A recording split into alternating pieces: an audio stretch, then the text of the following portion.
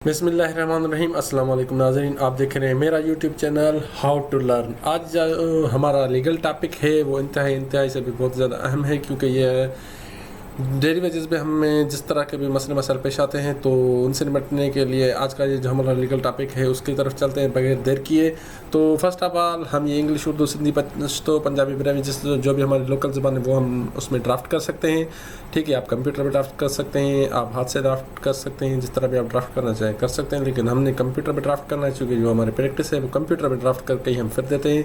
तो बगैर time waste किए हम चलते हैं अपने वीडियो की तरफ। फर्स्ट ऑफ ऑल हमें जाना है लेआउट पे। अच्छा, ये लेआउट आप देख रहे हैं। लेआउट के बाद हमने जाना होता है पेज सेटअप पे। ठीक है, ये देखें पेज सेटअप आ गया। इसको हमने जैसे भी क्लिक किया तो अभी हमारा पेज सेटअप खुल गया। पेज सेटअप खुलने के बाद आ जाते हैं हम, हमारी ये जो है पेज सेटअप का हमें इसकी सेटिंग करनी होती है। ठीक है, ऊपर से भी 1.5, नीचे से भी 1.5, दाएं से भी 1.5, बाएं से भी 1.5। इसको हमने 1.5 करना होता है। पेपर साइज हमें लीगल करनी होती है। ठीक है, मार्जिन हमने सेट कर लिया, ओके कर दिया हमने। ओके करने के बाद हम आ जाते हैं ऊपर, सबसे ऊपर ये हो गए ऊपर। हम इधर से आ जाते हैं। इधर भी हमें जिस कोर्ट हुजूर में हम फाइल कर रहे हैं, जिसकी जुरिस्डिक्शन है उसका नाम आ जाएगा in the court of district and session जज एट कराची सेंट्रल। हमने कराची सेंट्रल की ये जुरिस्डिक्शन है, डीजे साहब के पास हम फाइल कर रहे हैं बेल। ठीक है, तो ये आ गया वो। तो क्रिमिनल बेल एप्लीकेशन नंबर 2024 का criminal bail application number court allot करती है। जो बेल एप्लीकेशन नंबर होता है वो कोर्ट खुद अलाट करती है, वो हमें बाद में मिल जाएगा। ठीक है, उसके बाद हम आ जाते हैं नीचे। अभी जो भी हमारे एक्यूज्ड हैं जिनके बेल फाइल करना चाहते हैं उनका नाम आ जाएगा पहले नंबर पे हमारे पास। मिसाल के तौर पर मोहम्मद रहमान सन्नाफ, उनके वालिद साहब का नाम जो भी हो। दूसरे नंबर पे आ जाता है मोहम्मद यासीन, फिर उनके वालिद साहब का नाम जो भी हो। अभी वो प्रेजेंटली कन्फाइंड है इन सेंट्रल जेल कराची, तो अभी कराची में वो सेंट्रल जेल में कन्फाइंड है, तो अभी वो आ गया। क्योंकि हमें वो उधर बताना होती है जो रिट जाती है तो वो कौन से जेल में जाए। अगर हम इधर नहीं लिखेंगे तो कैसे कोर्ट हजूर को पता चलेगा कि वो कौन से जेल में कन्फाइंड है। तो इधर हमने लिखना होता है कन्फाइंड जिस जेल में है वो लिखना होता है, क्योंकि जो भी रिलीज रिट जाती है वो उस जेल में जाती है। उसके बाद हम आ जाते हैं एप्लीकांट अक्यूज्ड। अच्छा, एप्लीकांट अक्यूज्ड हो गया ये, तो एप्लीकांट्स हो गए ये दो, एक से ज़्यादा है तो दो हो गए, 5, 10, 15, 20 जितने भी हो वो हम इस तरह लिखते हैं इनका। ठीक है, वर्सेस, अभी ये जो वर्सेस खिलाफ किसके हैं, ये स्टेट आ जाता है इसमें, वो रेस्पोंडेंट होती है। ये एप्लीकांट अक्यूज्ड होते हैं और स्टेट जो होती है वो रेस्पोंडेंट होती है। ठीक है, चलते हैं नाजरीन आगे चलते हैं। तो आगे एफआईआर नंबर, जो भी एफआईआर का नंबर हो 2024 का, अंडर सेक्शन जिस भी सेक्शन में एफआईआर कटी है, मिसाल के तौर पर ये जस्ट फॉर नॉलेज पर्पज़ है। ठीक है, वो सेक्शन आ जाएंगे उनके पास जो भी पीएस है उसका पीएस आ जाएगा पुलिस स्टेशन गुलबर्ग कराची। ठीक है, तो हमें पता चले कि किस पुलिस स्टेशन में एफआईआर कटी है, कौन से सेक्शन के तहत कटी है, एफआईआर का नंबर क्या है, ताकि जो रिलीज निकलती है उस पर हमें लिखने में आसानी होती है और जो रिपोर्ट कॉल होती है। ठीक है, तो स्टेट भी आती है। ठीक है, उसके बाद हम आ गए नीचे bail application under section 497 CrPC. ये 497 सीआरपीसी में फ़ाइल होती है, ये हमने वो लिख दिया। उसके बाद आ जाते हैं हम नीचे। अच्छा, ये देखिए फॉर्मेट आपको चेक करनी है, फॉर्मेट हमने यही रखनी है। चलो, ज़बान का फ़र्क हो सकता है लेकिन फॉर्मेट हमारी यही इस्तेमाल होगी, फॉर्मेट में कोई भी चेंजिंग नहीं होगी, फॉर्मेट हमें हमेशा यही इस्तेमाल करनी है। उसके बाद आ जाता है it is respectfully prayed on behalf of the applicants accused persons above named that this honourable court may graciously be pleased to grant them bail on the consideration of following facts and grounds। तो ये हमारी हो गई period के, हम कहते हैं कि मेहरबानी करके कोर्ट हजूर जो हमारे एप्लीकांट अक्यूज्ड हैं उनको बेल दी जाए। ये जो नीचे ग्राउंड लिखे हुए हैं और फैक्ट्स लिखे हैं इनके तहत। तो चलिए ठीक, आ जाते हैं हम फैक्ट्स ये होते हैं, फैक्ट्स वो होते हैं जो एफआईआर में लिखे होते हैं, वो हमें इधर नरेट करने होते हैं, लिखने होते हैं, बयान करने होते हैं, जाहिर करने होते हैं। अभी हमने लिख लिए ये फैक्ट्स के बाद अभी ये ब्रीफ फैक्ट्स आ गए। FIR lodged on 15/3/2023 at about 1630 hours by the complainant namely। अभी ये जो हम बता रहे हैं आपको, ये FIR लॉन्च हुई थी 15/3/2023 को शाम को 4:30 बजे। तो जो इधर आ जाएगा कंप्लेनेंट का नाम, उनके वालिद साहब का नाम, पुलिस स्टेशन गुलबर्ग कराची, और that with the reference of crime number, जो क्राइम नंबर है उसका reference under section 392, 397 and 34 PPC of the PS Gulberg Karachi. At the time of arrest of accused सन्ना फला from right side of the, जब उनके हमने in case में arrest किया तो उनके राइट हैंड से ब्लू कलर का शापर निकला जिसमें 4 पैकेट्स चरस के थे। वो येलो कलर की शापर में लिपटे हुए थे और black colour pocket and black colour वर नासिर, और उसमें ब्लैक कलर का वर नासिर लिखा हुआ था।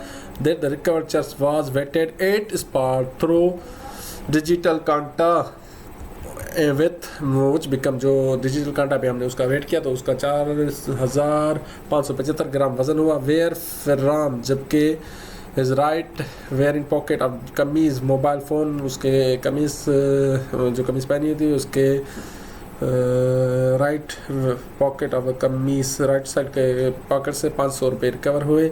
और the offence of the above named accused falls under section 960 narcotics act read with the section amendment act 2021। ये जो अमेंडमेंट एक्ट है उससे डील करता है वो एक्ट इसको लगेगा। Was arrested at the spot and recovered 4 packets charas was sealed parcel at the spot and such memo was prepared after reaching back at PS। तो हमने जब PS पे वापस आया the case against the accused son of was registered and the bail application on the ground on the following fresh grounds. तो हम नीचे fresh grounds पे ये जो बेल हम एप्लीकेशन फाइल कर रहे हैं ये ग्राउंड्स हम नीचे लिखेंगे। That applicant accused innocent has finally been implicated in the case by the police on the police only to show their efficiency as otherwise the applicant accused has no nexus with the alleged incident। जो case police ने file किया है वो अपनी efficiency ज़ाहिर करने के लिए किया है।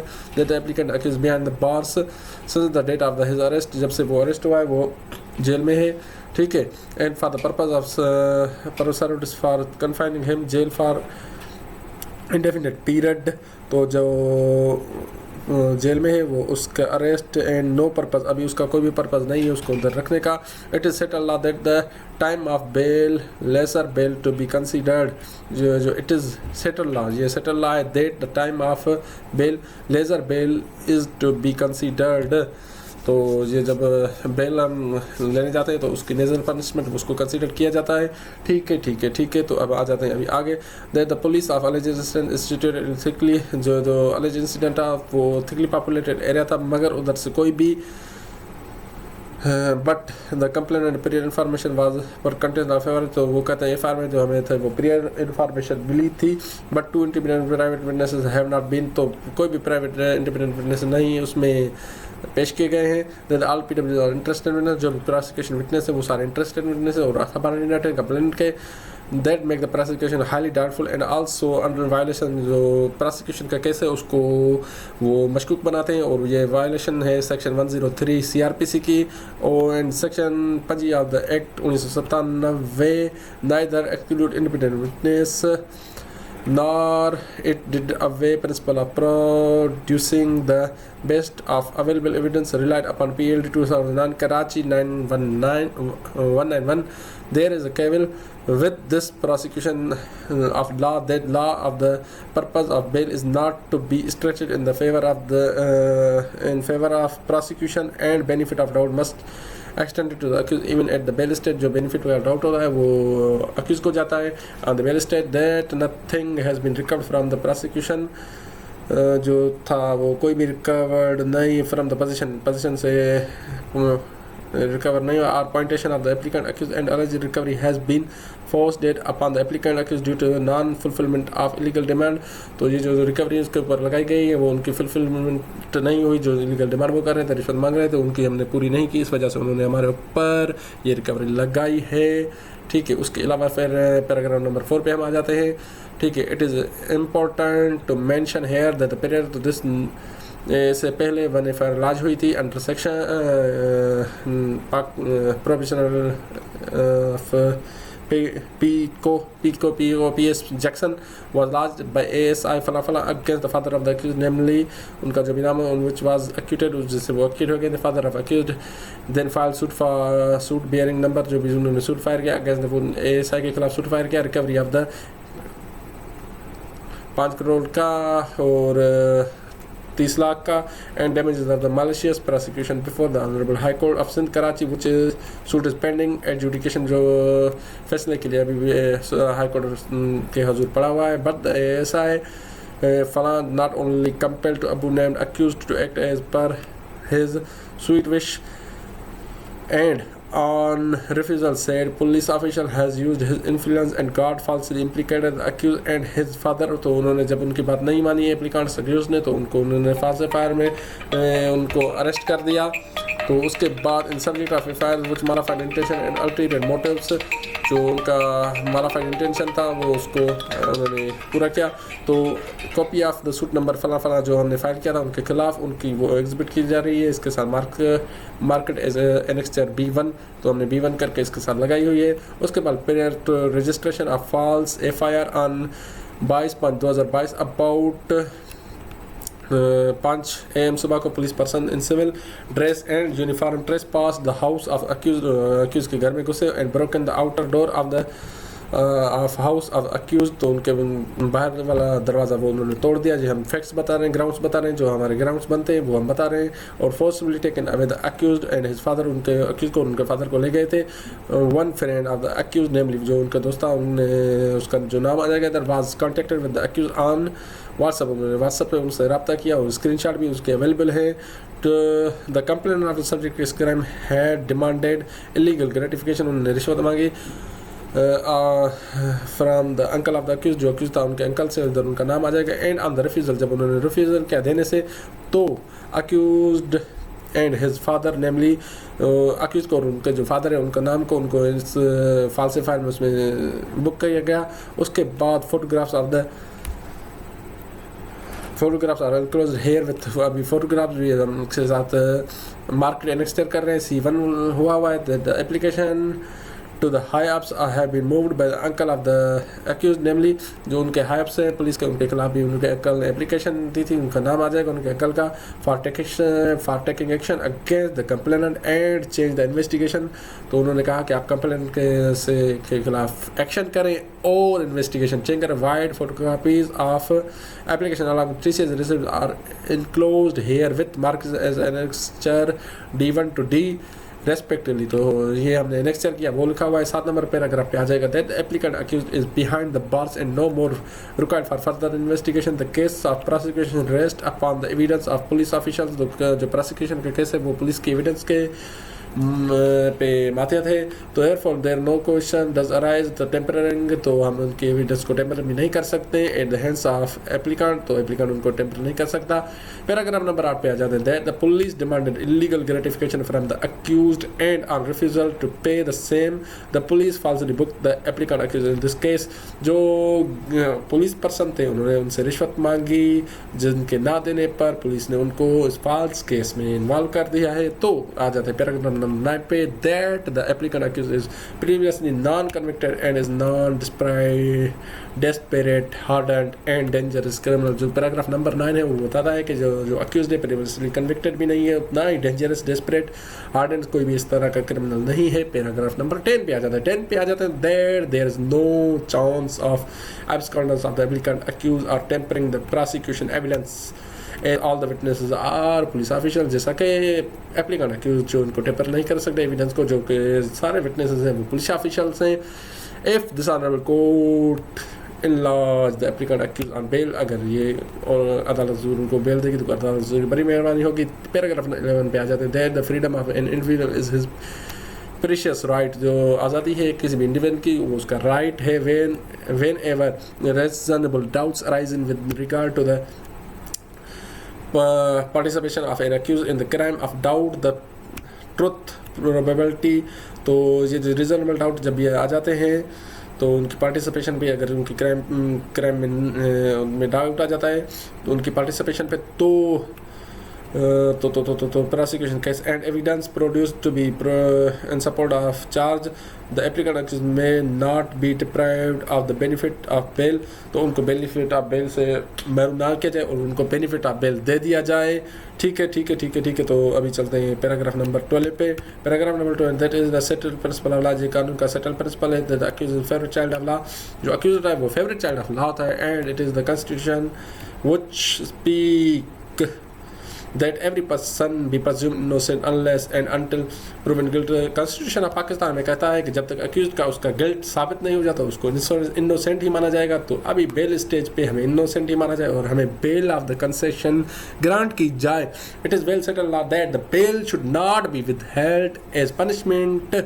ये सेटल्ड लॉ है कि बेल को डिसमिस करके हमें पनिश ना किया जाए। That from the facts and circumstances of the case it is required further inquiry, जो फैक्ट्स और सर्कमस्टेंसेस ऑफ द केस हैं वो फर्दर इंक्वायरी की डिमांड करते हैं। Accused Abu named is entitle for concession of bail, तो अक्यूज जो है कंसेशन ऑफ बेल के काबिल है, उसको बेल दी जाए। There is cavil that the prosecution of law that the proposition of law that law for the purpose of bail is not to be stretched in favor of the prosecution and benefit of doubt must be extended to the accused even at bail stage। bail stage पे जो है prosecution को मना support नहीं किया जाए और bell grant की जाए, क्योंकि ये बेल जो होती है अक्यूज़ का राइट होता है, कभी कभी राइट नहीं भी होता, तो उसको कंसेशन ऑफ बेल एज आप कह सकते हैं उनको राइट के तौर पर। फॉर एग्जांपल अगर हमारा राइट नहीं होता तो उनको एक अदालत सूर अपने ऑनर पे हिसाब से, क्योंकि ऑनरेबल कोर्ट उनको अपनी एक मातहत हैं, उनके कोर्ट के आगे सरेंडर करते हैं, तो उनको बेल दे देनी चाहिए। तो उसके बाद आ जाते हैं पैराग्राफ नंबर 14 पे, that applicant is ready to furnish the solvent surety. तो एप्लीकेंट वो श्योरिटी देने के लिए तैयार है जो भी कोर्ट हजूर मांगे। If this honourable court release the applicant accuse, अगर ये ऑनरेबल कोर्ट अक्यूज को रिलीज करती है तो अक्यूज का बड़ा बहुत ही शुक्रगुजार करते हैं। मोर ग्राउंड में भी आर्ग्यूड, जो भी बकाया ग्राउंड से वो आर्ग्यू किए जाएंगे eight the time of hearing of the application with the permission of this honourable court. जब जो ये final disposal of the application का होगा उस टाइम पे भी फर्दर ग्राउंड्स आर्ग्यू किए जाएंगे, जो भी ग्राउंड्स हमें मिले।